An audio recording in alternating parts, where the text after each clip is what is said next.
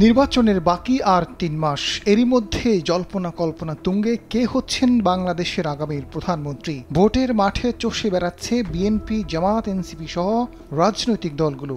BNP এখনো প্রার্থী চূড়ান্ত করতে না পারলেও সম্ভাব্য মনোনয়ন প্রত্যাশীরা এলাকায় প্রচারণা শুরু করেছেন।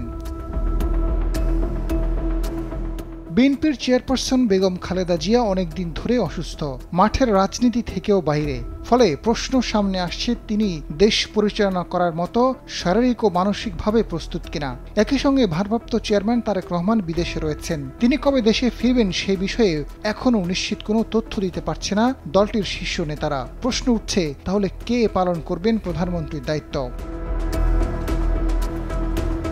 প্রধানমন্ত্রী ইস্যুতে দ্বিধাদ্বন্দ্ব পরিষ্কার করলেন বিএনপির মহাসচিব মির্জা ফখরুল ইসলাম আলমগীর। তিনি জানিয়েছেন, দেশের জনগণের রায় নিয়ে বিএনপি রাষ্ট্র ক্ষমতায় গেলে প্রধানমন্ত্রী পদ নিয়ে কোনো দ্বিধাদ্বন্দ্ব থাকবে না। চেয়ারপারসন বেগম খালেদা জিয়া যদি সুস্থ থাকেন এবং কাজ করার উপযোগী থাকেন, তাহলে তিনি হবেন প্রধানমন্ত্রী। তার অনুপস্থিতিতে হবেন তারেক রহমান। এই ব্যাপারে কোনো দ্বিমত বা দ্বিধাদ্বন্দ্ব নেই। সম্প্রতি সরকারি একটি গণমাধ্যমকে জানান মির্জা ফখরুল।